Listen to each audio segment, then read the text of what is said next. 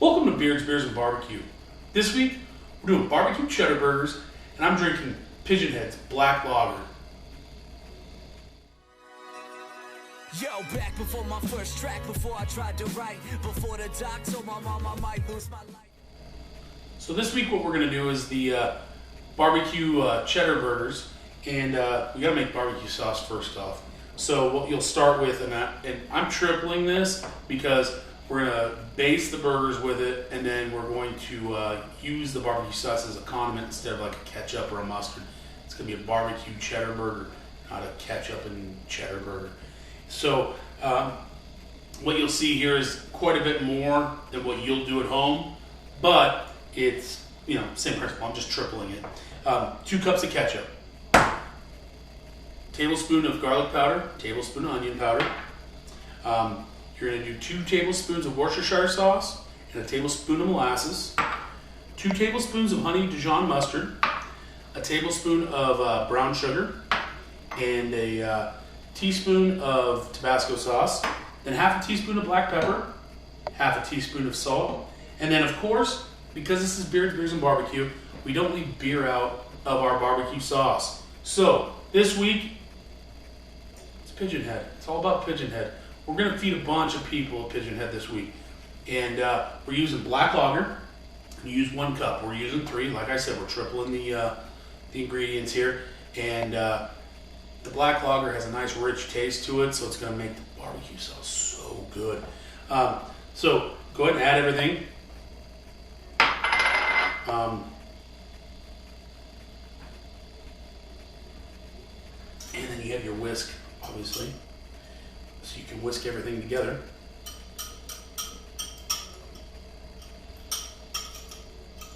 The molasses likes to stick.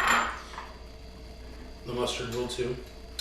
So get it out of there.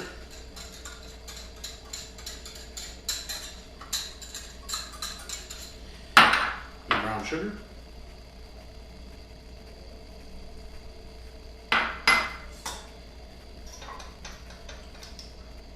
Then hit it with your Tabasco or any hot sauce.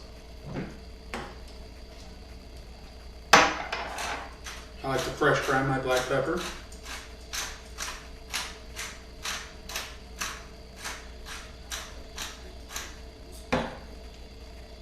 Some sea salt. Now, the beer stays out. You put the barbecue sauce on your stove, get it to a boil, simmer it, let it sit for about 30 minutes while it simmers without a lid, and then when it's done, let it cool, add your beer. We're going to whisk it and then get it on the stove.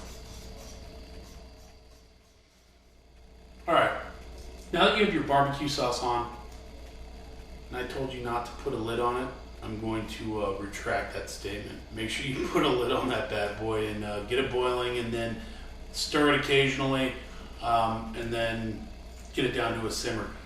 We'll get a 1.5 pounds of ground beef and your Beers and Barbecue rub. What you're going to do is per 1.5 pounds to about a tablespoon or a teaspoon of the rub. Sprinkle it on.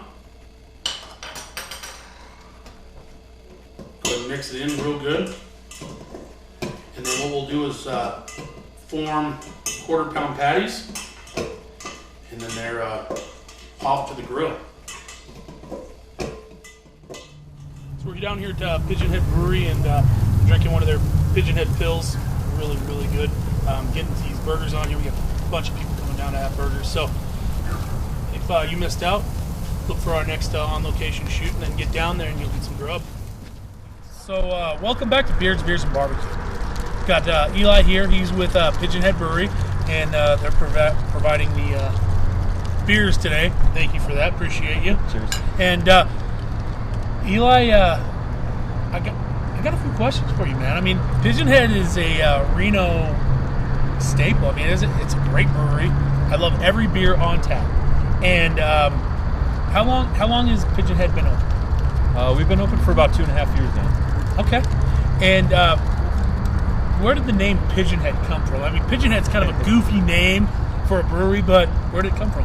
Yeah, right. It's a little abstract. It was actually named after a painting that a friend of the owners created maybe close to about 10 years or so ago that just kind of really spoke very strongly to the owner and symbolized a few different things to him that was important to name his brewery after. So it's to me it kind of represents almost like a lighthearted spirit. You know, one can take conceptualizing names very seriously, and this one speaks to heart for the owner, but it also to me resembles kind of a lighthearted spirit in designating a name, you know. And I say goofy, but I don't mean goofy as in like weird or nerdy or anything like that. I just mean it's different, you know. And yeah, it's not like you know, there's no reference to raw materials or the process or you know anything like that, which is a very common trend in naming a brewery after. So it's not like you named it Hops Brewery. Yeah, exactly. Hops and Barley, which is a great name, but you know, they chose to go about a way to represent themselves a little bit more closely, you know.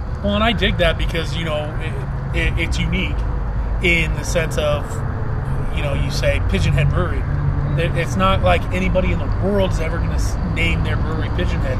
You never know. You know, right? You might have a lawsuit in the future in 10 years with the amount of breweries opening up. You know. Yeah, exactly. So, tell me, what's your favorite beer here? What's your favorite beer to drink at Pigeon Head? You know, my favorite beer that we have on year round is going to be the Pilsner, of course. It's just you know, highly sessionable, very approachable. You know, easy to share with anybody that you're with. You know, but right now I think my favorite beer that we have on is a tie between the Saison and the Nevada Coffee Brown from Magpie Coffee Roasters. Yeah, Mark Hyros, we're talking to you. You're supposed to be on this show. What's up, dude? We were talking earlier, and I told him, I said, I'm not a big Saison guy. And there's two Saisons in the world that I like. And Pigeon Heads is one of them. So get your ass down here, get yourself a Saison. And you were part of the creation of that Saison.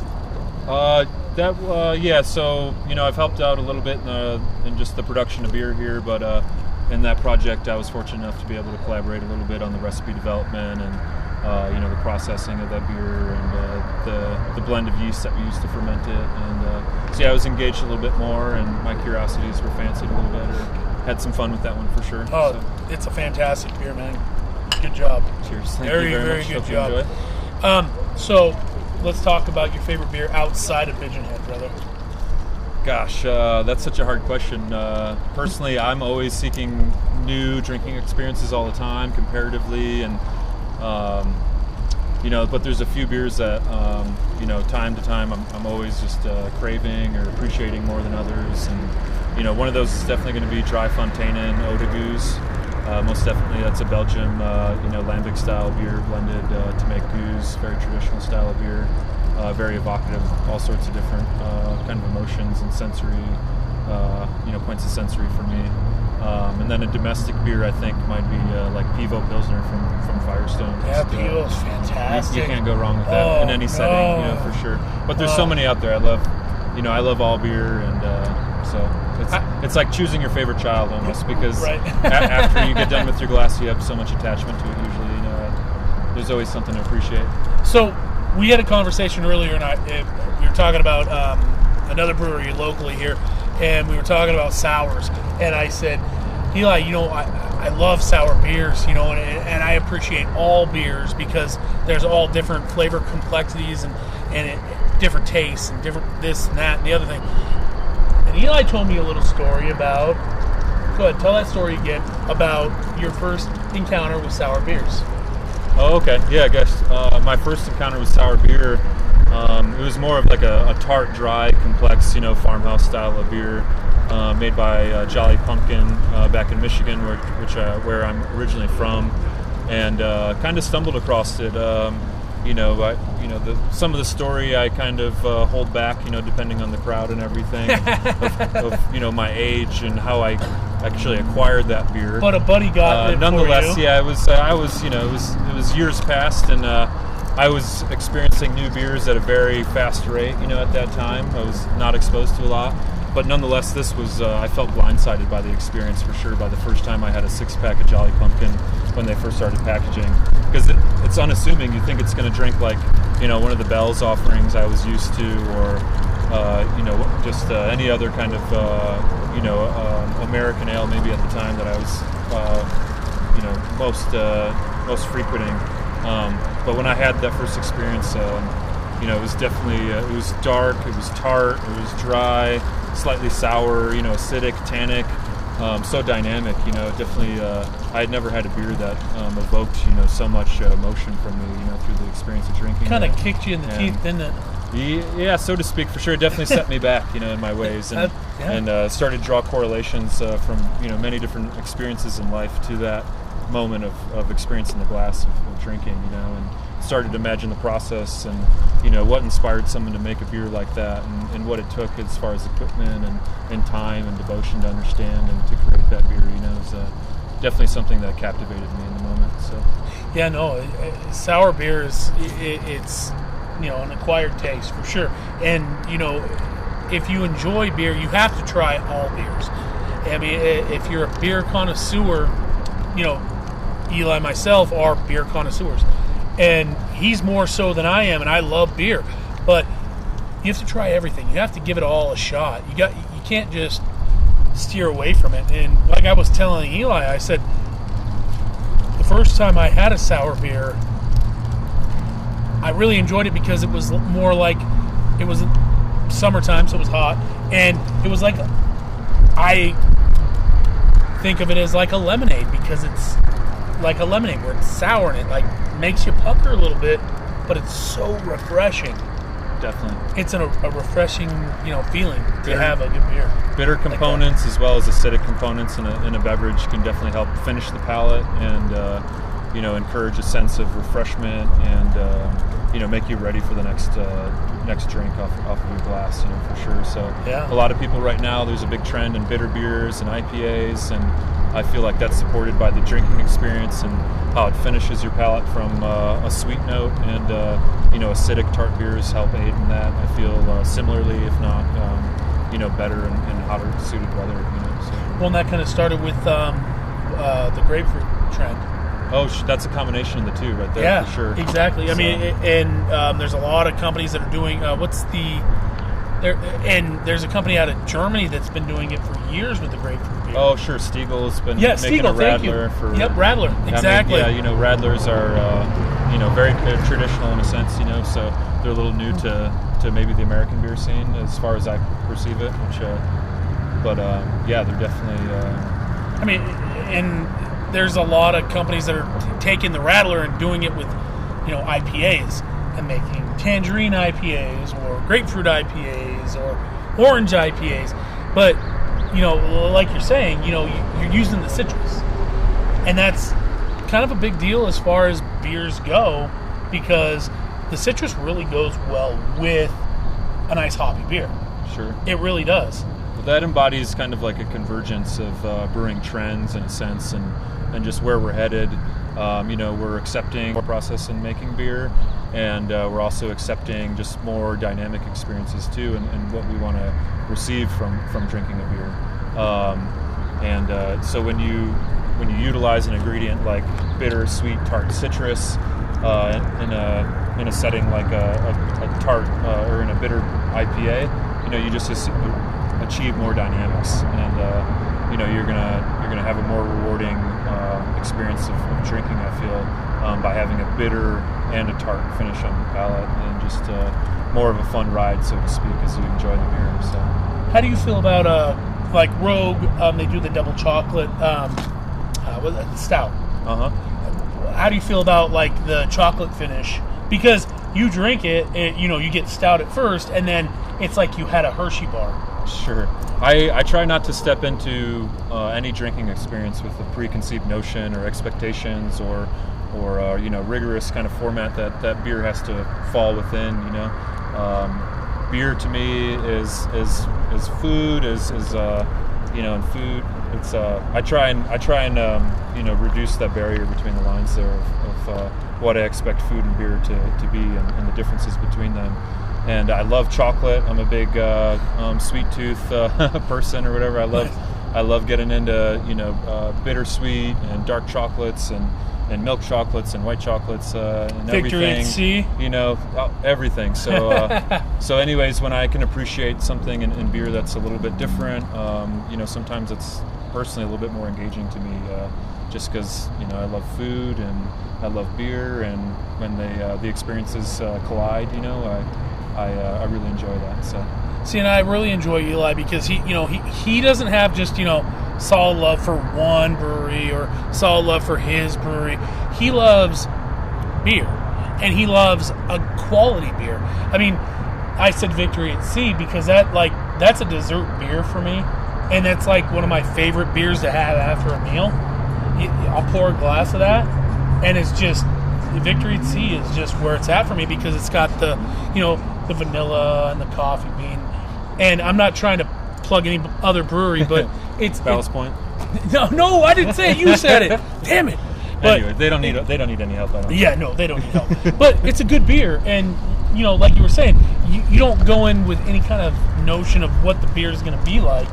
You just go in with the open mind of it's going to be a quality beer. Sure. Well, that beer has stood the test of time for me personally. I've enjoyed it so many times throughout the years. I really love the dry complexities of that beer. I think it's well-rounded, and it's got really nice sweet elements to it from the vanilla beans, but it's got really nice, captivating, dry kind of backbone to it, which and that's what I love about it. Yeah, and I love that about pretty much any beer. It's if it's got a dry element to it, or complexity, or nuance, or if it's just bone dry to begin with, I'm great with that. So, just saying, I love beer. Stop putting so many goddamn spices in your pumpkin beer. The only one that I enjoy is the Night Owl from Elysian. That's the only pumpkin ale I enjoy. See, they make a lot of pumpkin beers too, so I know, and you can definitely pick which one suits your liking the best. I think. What's your favorite? It's been a while. I don't have one that I can call out as my favorite, to be honest with you. There you go. I attended a tap takeover once where they had, I think, like 12 different pumpkin beers on at once, and it was a bit overwhelming. I don't think I've ever recovered, So. You got broke. You got pumpkined. You got pumpkined out. Yeah. Anything special coming up with Pigeon Head? I mean, what do you guys got coming up? Oh man, there's lots of stuff in the works for sure. I guess I could kind of spill the beans a little bit. I don't know if you've had any kind of public releases about anything, here. But I know there's a lot of stuff in the works with packaged goods and getting canned goods out to people. And canned? Yeah, you guys are going cans? Yeah, looking to package I love Pilsner, IPL, and probably going to package red and black too, and some other things as well, seasonals and specialties. Not enough guys are canning stuff. I mean, bottles are great, but can it? What the hell? Yeah, there's a lot of reasons why we're looking to can. Carbon footprint and ease of enjoyment and accessibility of people being able to take it in a variety of places in the greater Tahoe area. Right, exactly. Which we're so closely connected to. We feel is just is a good fit for us, and it's the next step that we're looking to take. We're going to have to add some more equipment to support that, so we don't have to limit our draft counts at all. But looking to do that and just continuously introduce new beers, almost on a monthly basis, and keep that going and see where that takes us. What do you guys do barrel-wise? Let's say yearly.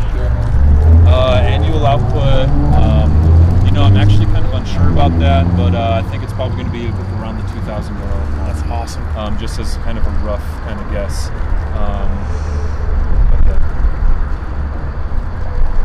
Eli here has been nothing but great. He's been a great host to us. This is our first on-location shoot, and I want to thank you. Thank you, sure. Robert. Yeah, thank you very much for coming out. We had some great burgers. You didn't see that earlier. But. Great burgers, great beer, fantastic beer. Like I said before, there isn't a beer here that I don't like. And the burgers were fantastic. If you haven't been to Pigeon Head, get your ass down here. Get yourself a taster. Find out which growler you want to buy. Get yourself a growler. You'll be really happy. Well, Eli, thank you again. Appreciate your hospitality. And we'll see you again real soon, brother. Yeah, thanks so much, man. Appreciate it. with some fat caps and skate spots. My brother's old cassette tapes, Wu-Tang and Ace Rock. The first time I touched a mic was at the green room. All I needed was some true heads that I could speak to. Ever since then I've been addicted to the stage light. Different city, different state, not that simple plain life. It's time to leave, pack it up and watch me take flight.